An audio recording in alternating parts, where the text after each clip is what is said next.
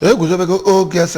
Girls Association nke Girls Secondary School Abagana achọpụtara ya bụ ụlọ akwụkwọ n'afọ 1966 ma ọ bụ ndị St. Peter's Anglican Church Abagana. Ya bụ ụlọ akwụkwọ bụ nke akwadoro n'ụdị pụrụ nnukwu iche site na enyemaka ndị otu ha n'ụlọ ụka ma mechaziri enwee ka agha si wee daa ya bụ ụlọ akwụkwọ wee ghasaa arụgharịa ya ọlụ malitekwa ozugbo. Joseph Egbocha wetara anyị akụkọ a.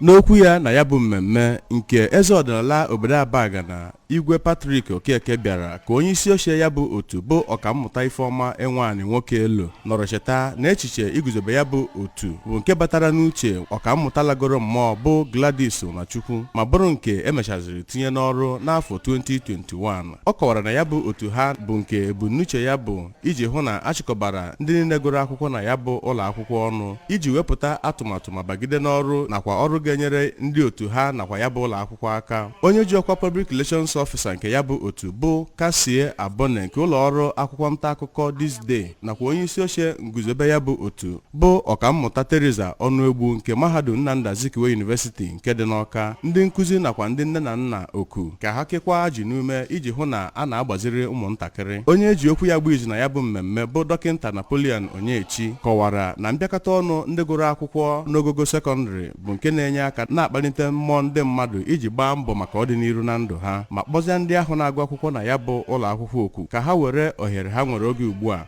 kpọrọ ihe, ebe o kelekwaziri ndị otu ya bụ Old Girls Association maka ịhụ na o nweghị onye otu ha bụ onye agbanarịrị na ndụ. Onye isi oche na ya bụ mmemme ma bụ onye ji ọkwa otu ndọrọndọrọ ọchịchị YPP azụ ọkwa ịnọchite anya Anambra Central n'ụlọ omebe iwu ala Naịjirịa bụ dọkịnta Chinedu Umeadị nakwa onye ọbịa pụrụ iche na ya bụ mmemme ma bụrụkwa onye na-anọchite anya njikọ ọka nke abụọ n'ụlọ omebe iwu Anambra steeti bụ Honorable Pete Ibida kwupụtara mkpa ya bụ otu dị n'iji kpalite mmụọ ndị na-agụ akwụkwọ iji gbaa mbọ maka ọganiru nke onwe ha ma kpọzie ndị otu ahụ oku ka ha jisie ike n'ọrụ ha. Site na Abagana nke dị n'okpuru ọchịchị njikọ ọka, abụ Joseph Egbocha maka akụkọ ụwa ABS.